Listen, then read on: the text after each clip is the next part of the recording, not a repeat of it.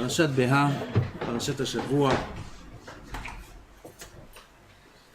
c'est la parasha où Akadosh Baruch Hu nous ordonne de lui faire confiance.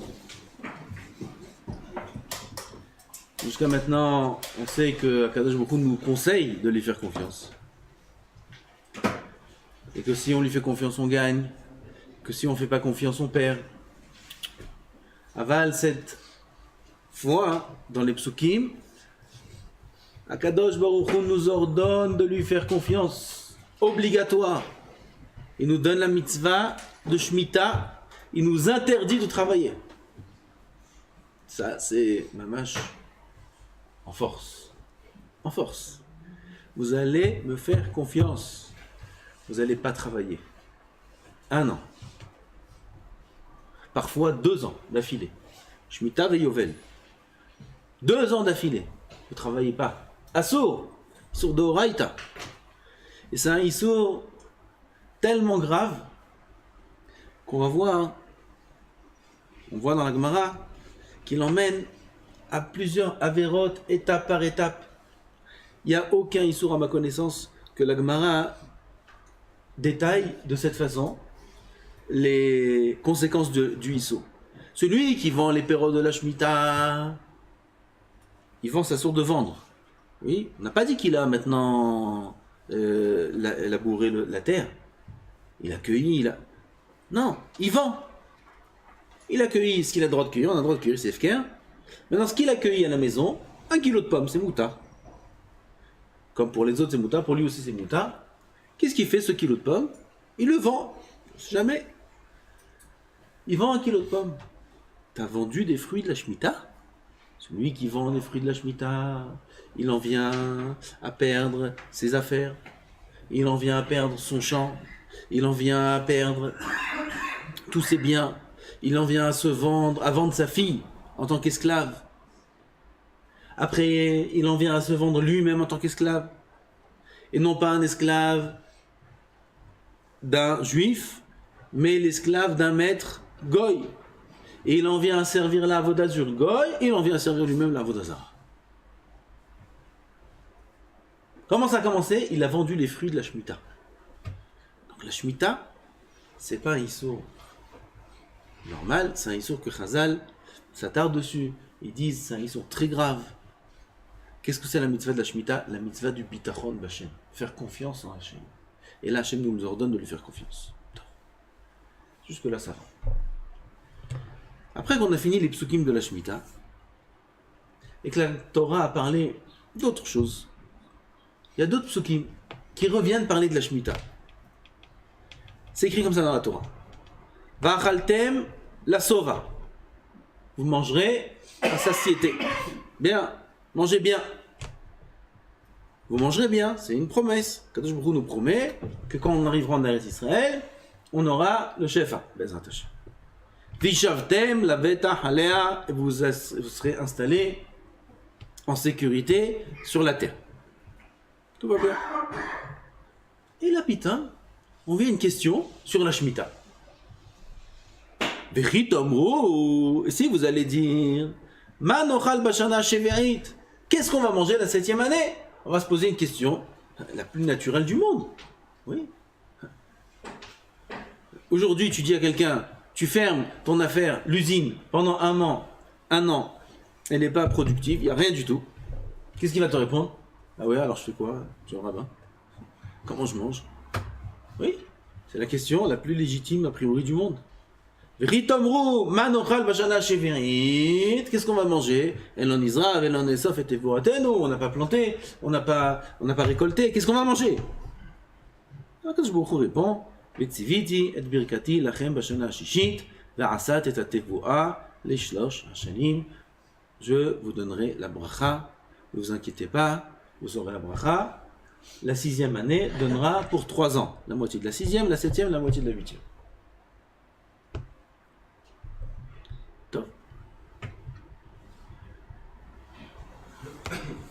Maintenant, il y a le Saba Minovardok, Alain Shalom, on sait faire Madragat à Adam, qui dit, dans ce Mahama, qui va dévoiler le sod du bitachon. Le sod du bitachon. Mais là, ce qui est écrit, ce qu'on va dire, c'est peut-être des notions qu'on connaît déjà de manière générale, mais on va voir que c'est le secret, s'il appelle ça un secret, c'est que c'est pas tellement évident, du bitachon. Et il pose une question, plusieurs questions, des questions très fortes. Premièrement, quel est le rapport entre ces deux psukim-là? Vous mangerez la sova, vous serez rassasié, en sécurité sur la terre, et si vous diriez, qu'est-ce qu'on va manger la 7e année? Quel rapport? Quel rapport?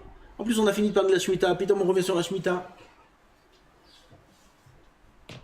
Deuxième question encore beaucoup plus forte. Quand est-ce qu'on va poser cette question? Quand est-ce qu'on va poser la question, qu'est-ce qu'on va manger?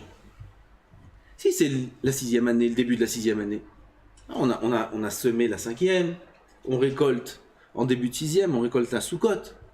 Donc on a commencé la 6e année, on a récolté, les frigos sont pleins, les granges sont pleines de tout voir. Oui, donc on va pas se poser qu'est-ce qu'on va manger, parce que maintenant on a à manger. Et si c'est la 7e année c'est fini. On ne plus au terrain, on reste au Beth Midrash, on étudie la Torah toute la journée, c'est fini. Assour de toucher, tu n'as même pas le droit de prendre de ce qu'il y a dans le champ et de mettre de côté, c'est assour. Tu as le droit de prendre ce que tu as besoin pour manger. 2 pommes, 3 pommes, un peu de blé pour faire du pain, un peu. Mais l'iktsor, moissonner une petite tonne, oui, ou un petit 50 kilos, même 10 kilos, assour. Assour, c'est fkir, assour. Bon, alors a priori, la question, on va la poser quand? 7e année, assour, alors qu'est-ce que je vais manger maintenant? Mais c'est faux. Pourquoi? Vetziviti de birkati. Kadosh Baruch Hu, il te donne la 6e année pour 3 ans. Donc tu vois, au début de la 7e année, le chef actuel. Donc cette question, on la pose quand? Il demande Saba Menorah. Quand est-ce qu'elle est posée cette question? La 6e année, on a à manger. La 7e année, on a encore plus à manger. Alors on demande quand? Qu'est-ce que je vais manger? En plus, on a vu déjà les années d'avant qu'on avait à manger. On ne comprend pas ce qui se passe ici. Question très forte. Répond le Rav et explique.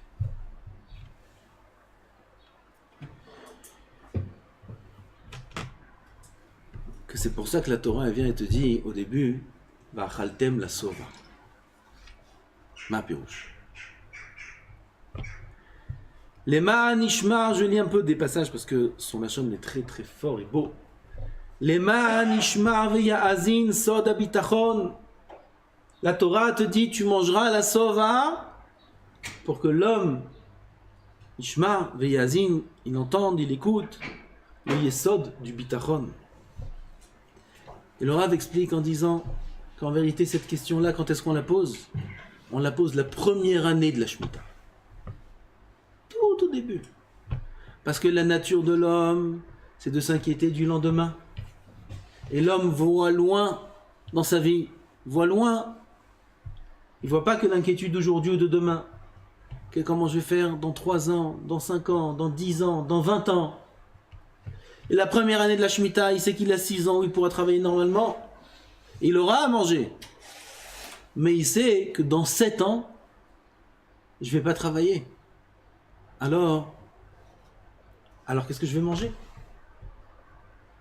Ça, il s'inquiète déjà depuis la première année. 6 ans en avance, il s'inquiète. Qu'est-ce que je vais manger? Alors qu'est-ce qu'il va faire l'homme? Qu'est-ce qu'il va faire l'homme pour se assurer la situation? Qu'est-ce qu'on fait quand demain on ne sait pas comment on va faire? Eh bien aujourd'hui on économise. Oui, ça me semble. Il y a une année où on ne va rien manger, il y a une année où on n'a rien le droit de faire. Alors maintenant, bon, j'aime bien la bracha. Oui, non, je ne suis pas obligé de manger tout ce que j'ai maintenant. Je ne suis pas obligé. Alors je vais manger moins. Je vais manger moins. Et la moitié par exemple, où je vais manger 3 quarts, 1 quart, chaque jour, chaque mois, je mets de côté. Il y aura une année où il faudra prévoir des provisions. Comment je vais manger là-bas? Alors je mets de côté. Chaque jour un petit peu, compte d'épargne, je mets là-bas de l'argent, je mets là-bas des fruits, je garde, je stocke. Comme Youssef il a fait, comme ça il a fait Youssef en Égypte, non? Il a stocké. Il faut stocker. Et il s'inquiète. Chacune des 6 années avant la Shemitah, il est constamment inquiet du lendemain. Et pour prévoir, alors il met de côté et il prévoit comment s'arranger, etc., etc. Mais faire une chose pareille, c'est l'inverse de la volonté d'Hachem à travers la Shemitah. Qu'est-ce qu'il veut nous apprendre Hachem dans la Shemitah? C'est quoi le message? C'est quoi cette mitzvah? Pourquoi? Qu'est-ce qu'il veut? Il veut nous embêter. Tu ne travailles pas. Pourquoi tu ne travailles pas? Laisse-moi travailler. Non, tu ne travailles pas. Assour, de Horaïta.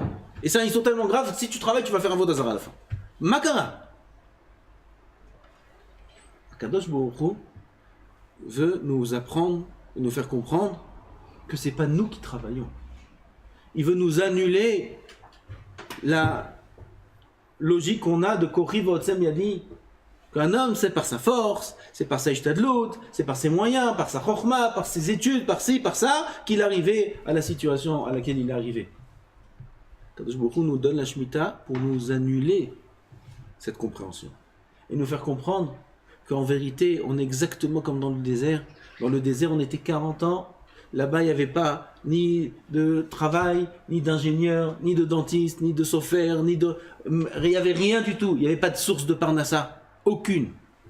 Et quand bien même, à Israël, des millions de personnes dans un désert ont vécu au top. La manne, matin et soir, le BR de Myriam. Le BR de Myriam, c'est pas que de l'eau fraîche. Le BR de Myriam, c'est source de chorma, de toutes les chormas du monde. On a boit le BR de Myriam, c'est la guérison. Ils étaient dans un état, on ne peut pas mieux que ça.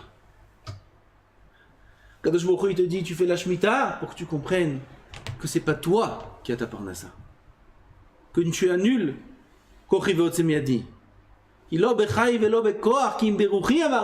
C'est ni par la force, ni par le labeur, et là par la bouche d'Hachem, la parole d'Hachem qu'un homme y vit. La Torah a été très loin, elle a interdit même les sfirim. C'est quoi les sfirim dans la Shemitah? Les sfirim, c'est des plantes que j'ai pas semées, mais qui se sont semées toutes seules. Quand j'ai récolté l'année dernière, la 6e année j'ai récolté, quand j'ai récolté le blé, il y a des grains de blé qui sont tombés. Quand j'ai récolté mes tomates, il y a des grains de tomates qui sont tombés, il y a des tomates qui sont tombées. Et puis ça poussait tout seul. Donc c'est pas quelque chose que j'ai semé. Ce que j'ai semé, si c'est interdit, tu me dis la Shemitah c'est interdit, j'ai semé c'est interdit. Alors je comprends c'est interdit. Pourquoi? Tu veux m'apprendre le bitachon. Ok. Alors si je semais pendant la Shemitah Beissour, alors je comprends pourquoi c'est assour. Je vais mettre ça assour. Enfin, ce qui a poussé tout seul, c'est pas les sfichim. Pourquoi c'est assour? Kadosh Baruch Hu va à l'extrême. Tu ne t'appuieras même pas sur la ishtadlout du passé. Non seulement je t'ai interdit la ishtadlout présente, mais même la ishtadlout que tu as fait au passé, même ça tu t'appuieras pas dessus. Rien. Il n'y a aucune ishtadlout. Il n'y a que Boron là. Donc la mitzvah de la Shemitah vient pour nous apprendre l'inverse de celui qui se pose cette question-là. La Shemitah vient nous apprendre qu'il faut avoir une confiance totale en Hachem. Et nous, on se pose la question, mais comment on va faire? Alors qu'est-ce qu'on fait? On commence à économiser. Mais si tu économises, et que tu vas manger à la Shemitah ce que tu as économisé, alors à quoi sert la Shemitah? Alors où est le message de la Shemitah? Et Akadosh Baruch Hu ne veut pas qu'on ait cette inquiétude du lendemain. Comme Chazal nous dit dans Sota, tout celui qui a pat besalo, il a à manger. Il a à manger. Vedoeg veomer ma'ochal lemachar. Il dit qu'est-ce que je vais manger demain? Il a aujourd'hui à manger. Et à manger, c'est pas que manger. Il a aujourd'hui la Torah. Il étudie Baruch Hashem. Il dit mais qu'est-ce que je vais faire demain? Il a aujourd'hui une famille. Il dit mais si demain, chas v'shalom. Il a aujourd'hui tout ce qu'il a aujourd'hui. C'est pas que le manger. Et il se dit et si demain? Il s'inquiète pour le demain. L'inquiétude du lendemain, dans n'importe quel domaine, à Rezemikatne Amana, il n'a pas d'émouna celui-là. C'est un petit mamine. Il a la barbe, il étudie, c'est un ben Torah, c'est un tzaddik, il fait les mitzvot, il fait tout ce qu'il faut, c'est un matmid, il connaît toute la Torah. Très bien. Sans émouna. Aucune émouna. Petite émouna. Parce que sauf il fait les mitzvot.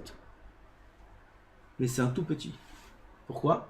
L'inquiétude du lendemain vient contredire sa émouna. Dans tous les domaines. Dans tous les domaines. Sauf la Hirat Shamayim. Sauf se rappeler du limoud. Adam Mefachet Tamid. Le lendemain, il a peur d'oublier son limoud. Alors il a peur, alors il répète. C'est la seule angoisse qu'on doit avoir dans la vie. La seule angoisse et inquiétude qu'on doit avoir dans la vie, c'est je vais oublier ma Masechet. Je vais oublier le Tiroutz de Tosfot. Je vais oublier le Mishnah Berurah. Je vais oublier. Ça, tu peux t'angoisser. Et même bien. Angoisse-toi bien et fais des chazarot. À part ça, toute inquiétude au monde est mal vue par Chazal, mal vue par Hachem, n'est pas voulue par un Kadosh Baruch Hu. Maintenant, on va comprendre le début du passouk. Le passouk vient, il dit Va'achaltem lachmechem lasova. C'est pas une promesse, c'est un ordre. C'est un autre pshat, nouveau pirouche. Quand tu vas t'inquiéter la première année, tu vas dire qu'est-ce que je vais manger à la Shemitah? La première idée qui va venir à ta tête, c'est quoi? Une caisse d'épargne. Je vais mettre de côté. Kadosh Baruch Hu lui dit non, assour. Mange. Mange tout ce que tu as. Ah, mais je peux me contenter de moins. Pourquoi mange bien, mon fils. La sova, mange. Ne laisse rien de côté. Rien. La Hémet, c'est ce que faisait Resh Lakish. On a fait dans Gitin. Resh Lakish, tout ce qu'il gagnait, il mangeait, il buvait. Tout ce qu'il gagnait. Sa fille, elle lui a dit, papa, achète-toi un coussin. Quelque chose, achète-toi. Resh Lakish, il achetait rien qui était existant pour longtemps. Oui, comment on dit, qui durait. Durable. Non, l'argent que j'ai, c'est pour le dépenser maintenant. Achète-toi un coussin. Il a dit, ma fille, mon ventre, c'est mon coussin. Il dirait qu'il avait un bon ventre, il dormait sur son ventre. Et il dépensait, et il mangeait, et il buvait tout son argent. Quand j'ai vu cette Gemara, là, c'était un peu étonnant. Pourquoi? Mais qu'est-ce qu'il y a? T'es obligé de manger. Ouais, j'ai gagné 100, je vais m'acheter exprès, comme ça, tout. Oui. Pourquoi? Pour travailler le bitachon. C'est l'amida de Hillel Azaken. Hillel Azaken trouvait un bel animal le dimanche. Shammai, quand il trouvait un bel animal le dimanche, il disait ça, je le garde pour Shabbat. Si le lendemain, il trouvait un plus beau, il mangeait celui de dimanche, il gardait celui de lundi pour Shabbat. Si mardi, il trouvait encore une plus belle viande, il mangeait celle de lundi et il gardait celle de mardi pour Shabbat. Comme ça, tout ce qu'il mangeait, c'était l'Ichvat Shabbat. Hillel, mida acheret haïtabo. Comme Hillel, mida acheret haïtabo. Kol ma'asav, les Shem Shamayim. Tout ce qu'il faisait, c'était les Shem Shamayim. Il trouvait quelque chose de bien le dimanche, un bon morceau, ben je mange le dimanche.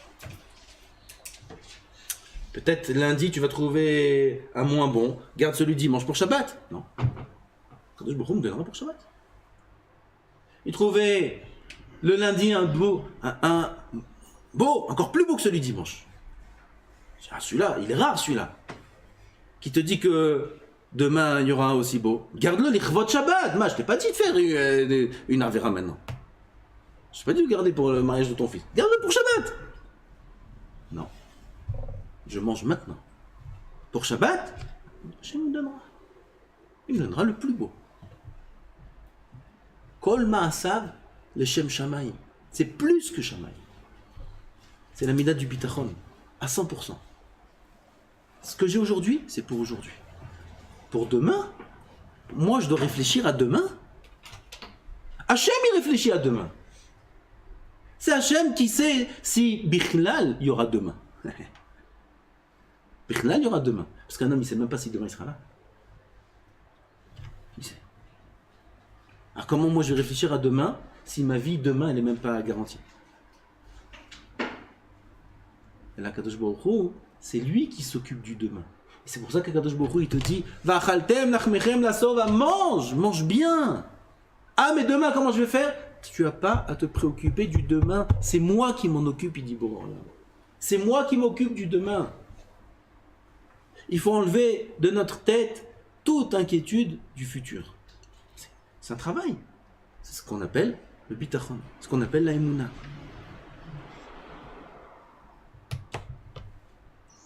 A priori, on a fini. Non, on commence. Parce que maintenant, il y a une couchée à Tsuma. Et là, on va arriver au sod du bitachon. On n'a pas encore dévoilé le secret. Là, jusque maintenant, c'est ce qu'on savait. On savait. Okay. J'ai pas dit que c'est ce qu'on fait, mais c'est ce qu'on sait. On n'a pas le droit de se préoccuper du lendemain. C'est la mitzvah de la Shemitah. Et c'est le tzivouï d'Hachem, va'achaltem la sova. Mange ce que tu as aujourd'hui. Il y a la question qui se pose. C'est tout ça, je comprends bien. La première fois qu'ils sont rentrés en Eretz, la première Shemitah. Ils ne savaient pas que la 6e année, il y aura la bracha. Alors ils s'inquiètent. La première année, deuxième année, troisième année, il y a la Shemitah, comment on va faire? Alors, je comprends la première fois. Mais après qu'ils ont vu des Shemitot et des Shemitot, que toujours, la 6e année, elle a porté pour 3 ans. Alors là, vous allez me dire, pourquoi ils s'inquiètent la première année? Alors, peut-être vous avez cette question quand j'ai raconté tout ça. Pourquoi ils s'inquiètent? On a dit la question qui va se poser, Fechitomu Manochal, qu'est-ce que je vais manger la 7e année? On a dit cette question, il la pose la première. Pourquoi il la pose la première s'il a vu que la 6e d'avant, il a eu pour 3 ans? Et qu'il y a 7 ans aussi, et qu'il y a 14 ans aussi, et qu'il y a ainsi de suite. Il sait que la 6e, elle amène pour 3 ans. Ah, pourquoi il posera la question? Je vais coucher à ça. Il pose la question d'oral. Et là, c'est la réponse. Je suis obligé de vous lire un peu des mots. Veu sod be'inyan habitachon, il dit c'est inyan dak meod. Veu sod be'inyan habitachon. Que vetziviti et birkati, le pasuk qui promet la bracha, que la 6e année je donnerai pour 3 ans. C'est un tnaï. Ça dépend.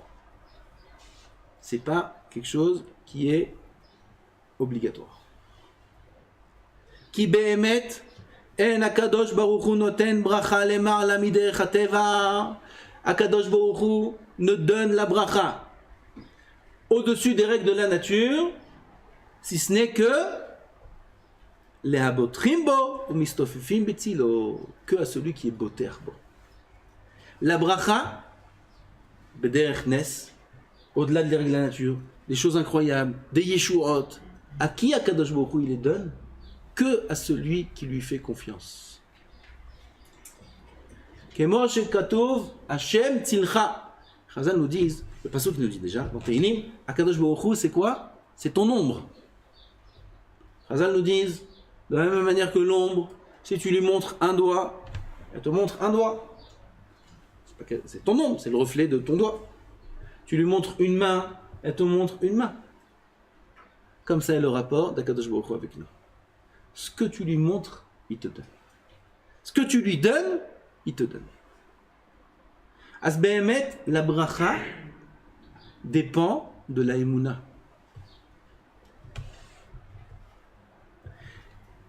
Davka, il dit le Rav, que celui qui est doeg, qu'est-ce que je vais manger? Donc celui qui va se poser la question, qu'est-ce que je vais manger la 7e année? Cet homme-là, puisqu'il va mettre de côté chaque année un 7e, pour que la 7e année, il ait de quoi manger, lui n'aura aucune bracha la 6e année. Il n'aura rien du tout.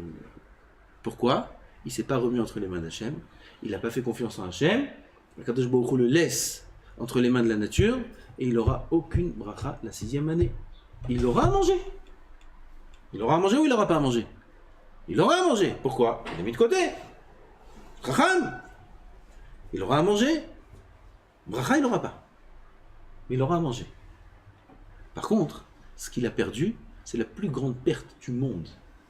Il a perdu la émouna. Pourquoi? Parce qu'il va renforcer par des preuves que son action et son raisonnement, il était bon. Il va te dire, alors voilà, qu'est-ce que vous dites, monsieur le rabbin? Si j'avais pas mis de côté, comment j'aurais fait maintenant? Oui, ben. Donc, il s'est emprisonné, c'est le lachon du Raf, Bemetsudat de Agat Machar, dans le piège de l'inquiétude du lendemain. Il s'est mis lui-même dans cette prison. Akadosh Baruch Hu nous dit, ne t'inquiète pas de demain, je m'en occupe. Vetiviti Belkati, ne t'inquiète pas, mange maintenant, n'aie pas peur demain. Et tu verras la 6e année, si un homme il écoute, alors il se remet entre les mains d'Hachem, donc Hachem Tzili, il lui fait confiance à Boré Olam, il verra la 6e année, oh la folie, jamais j'ai eu une récolte pareille. 3 ans elle a donné, une année.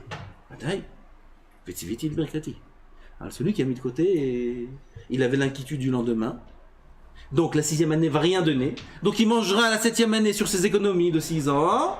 Et donc il s'est emprisonné dans l'inquiétude du lendemain puisqu'il dit que son raisonnement était logique. Et c'est fini pour lui. Il restera enfermé dans cette bulle de l'inquiétude du lendemain. Il s'en sortira jamais. Alors que Kadosh Baruch Hu, il donne la bracha beaucoup plus facilement. Et sur lui, il a été dit dans la Torah, Va'alartem aimi bekeri, va'alartim machem behamat keri. Et là, il y a toutes les punitions qu'il y a écrites dans la suite.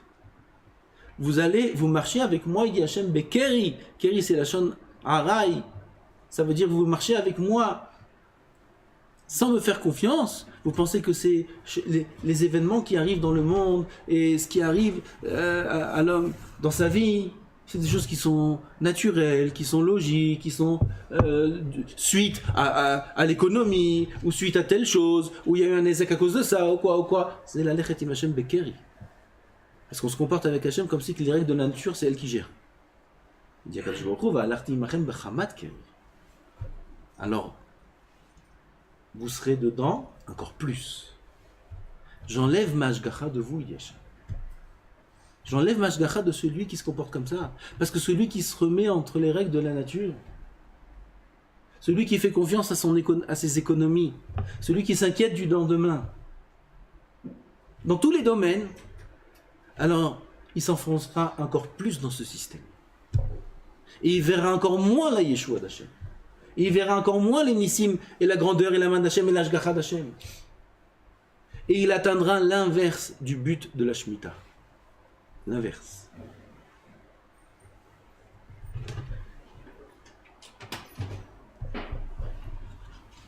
C'est ça que vient le tzivouï de dire Shiochlu lachmo la sova, manger la sova.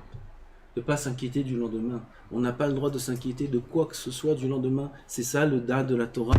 C'est ça l'ashkafasen qu'un homme va devoir avoir. Bien qu'aujourd'hui ça rentre un peu dans les mœurs. Non, il faut gmar merkazi, gmar on nous met dans la tête, il faut économiser. Comment tu vas faire. On n'a pas le droit d'avoir l'inquiétude du lendemain. On doit vivre selon des règles de la société. On ne doit pas être marginal. Oui, un homme il va vivre de manière... On est obligé de vivre avec la façon dont le monde vit aujourd'hui. Chacun voit avec son rave comment il faut se comporter, comment il faut vivre. Une chose est claire et commune pour tout le monde, et ça n'a pas changé depuis le don de la Torah, c'est l'interdit de s'inquiéter pour le lendemain. Même si je dois vivre d'une certaine façon, parce que le monde vit d'une certaine façon. Oui, on a des factures, à l'époque il n'y avait pas de facture. On sait qu'à la fin du mois il y a une facture, on sait qu'il y a ça. Donc il faut vivre avec un certain mode de vie qui n'est pas le même que l'époque. D'accord. Mais l'inquiétude, ça c'est interdit. Ça c'est interdit. Et c'est pour ça qu'Hachem il te dit, mange, profite de ce que tu as. Pourquoi Kadosh Baruch Hu, c'est tellement important pour lui qu'on lui fasse confiance à 100%. Pourquoi? À part le fait que la mitzvah, le bitachon, c'est une mitzvah en soi, comme toutes les autres mitzvot. Mais pourquoi cette mitzvah-là, elle est tellement importante qu'il y a tout un ordre dans la Torah sur la Shemitah, que c'est sourd de travailler, etc. Et qu'Akadosh Baruch Hu veut qu'on profite de ce qu'on a maintenant, et qu'on mange, qu'on soit bien. Pas qu'on soit metzamtzem, qu'on réduise de ce qu'on pourrait avoir. Non, prends tout ce que tu as besoin, prends large. Pourquoi? Parce qu'Akadosh Baruch Hu nous donne beaucoup de mitzvot à faire. Il nous donne une Torah à étudier, à accomplir. C'est pas évident. Pour accomplir la Torah, un homme doit être totalement libéré de toute inquiétude. Une inquiétude, ça dérange pour la tfila, ça dérange pour l'Imouda Torah, comme la Gemara a dit. Il y avait un Chacham là, il est venu, et avec un autre Chacham, ils ont étudié ensemble, hein, il a posé une question de folie. Il a dit, je vois que tu as tes parents riches, toi. Quel rapport? Il dit, ouais, tu t'inquiètes pas de la parnassa. Donc si tu t'inquiètes pas de la parnassa, tu t'es couché, elle est magnifique. Bien sûr, tu as la tête libre, tu as l'esprit libre. Parce que quelqu'un qui s'inquiète du lendemain, il n'a pas l'esprit libre. Et à Kadosh Baruch Hu, pour le servir, il faut avoir l'esprit totalement libre. Il faut penser à rien qu'à son service. La tfila, ça demande beaucoup de concentration. Et c'est là-bas qu'on met toutes nos inquiétudes. Ça sort. Le limud Torah, pour le comprendre, pour le retenir, ça demande beaucoup de liberté d'esprit. Il faut être bien, un homme doit être bien. Alors il y a des épreuves. Comment tu veux? Des épreuves.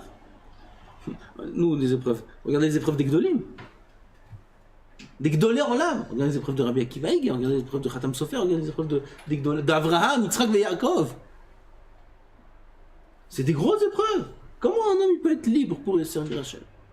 Il pense toute la journée à son fils Yitzhak, à sa femme Sarah qui est niftera, à ça, à Esav qui veut le tuer, il doit se sauver, il doit aussi... Comment un homme il peut être libre? Seulement avec la mitzvah du bitachon. C'est pour ça que le bitachon, c'est une mitzvah qu'Akadosh Baruch Hu nous demande absolument de faire, et que si on ne le fait pas, c'est ça qui entraîne toutes les averot, comme la Gemara dit dans Makot, Ba Habakkuk ve'midan alachat. Habakkuk, un avis, il a résumé toutes les mitzvot de la Torah en une. Le tzaddik be'emunato yichyeh. La vie du tzaddik dépend de sa émouna. Et là, ça inclut toutes les mitzvot. Maintenant, on comprend pourquoi Chazal nous dit tout celui qui ne fait pas attention à la Shemitah, qui vend seulement des fruits de la Shemitah, que c'est un petit issour, c'est un issour de Rabbanan. Non, l'isroura, c'est. Là, l'isroura, c'est d'oreille. Mais il vend, il n'a pas semé, il n'a pas travaillé, il a vendu. À la fin, il va entraîner à tel avéra, il y a tel avéra, il y a tel avéra, jusqu'à qu'il va arriver à la plus grave d'Avéroth. Il va se vendre lui-même à la Vodazara. Qu'est-ce que c'est ça? Bevadaï. Parce que le manque de Emouna, c'est ça qui entraîne toutes les avérotes. Maintenant, manque de Emouna, il va commencer à être machnif, il va flatter, il va convoiter. Pourquoi? Moi aussi je veux, moi aussi j'ai besoin. Mais pourquoi lui, pas moi? Et moi aussi un jour je vais arriver à cette situation. Et manque de Emouna, ça entraîne toutes les mauvaises midotes. Toutes les mauvaises midotes, elles viennent à cause de la Emouna, du manque de Emouna. Et si les mauvaises midotes, elles sont là, toutes les avérotes aussi, elles sont là. Parce que les mauvaises midotes, c'est elles qui causent la avérote. Et la ta'ava, et la soif du plaisir, et la jalousie, et l'orgueil, tout ça, ça vient d'où? Du manque de Emouna. Kadosh Baruch Hu, il te dit, Tochal, regarde ce que tu as maintenant, ça va? Si demain, Mashiach il vient. Mashiach il vient demain. Oui? Aujourd'hui, ça va, t'es bien? Aujourd'hui, je suis bien. Je suis bien. S'il vient demain. Attention. Parce que s'il vient pas demain, moi j'ai des projets. Comment je vais faire sinon il faut que j'achète la voiture, il faut que j'achète le truc, il faut que je paye le crédit. S'il vient demain, ça va. Ben il vient demain. Il vient demain. Quand je me te dis, t'inquiète-toi d'aujourd'hui. Et aujourd'hui, il n'y a rien de quoi s'inquiéter parce qu'il y a à manger. Demain, c'est pas ton problème.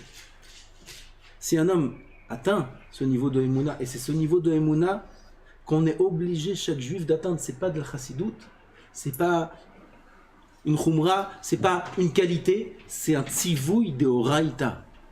C'est la Torah qui nous ordonne ça. Kadosh Baruch Hu nous ordonne d'être à ce niveau-là. Donc il nous ordonne et il nous interdit de dire demain. C'est assourd. C'est assourd de dire demain. C'est assourd d'avoir une inquiétude. Vous vous rendez compte que si on arrive à ça, comment la vie est belle?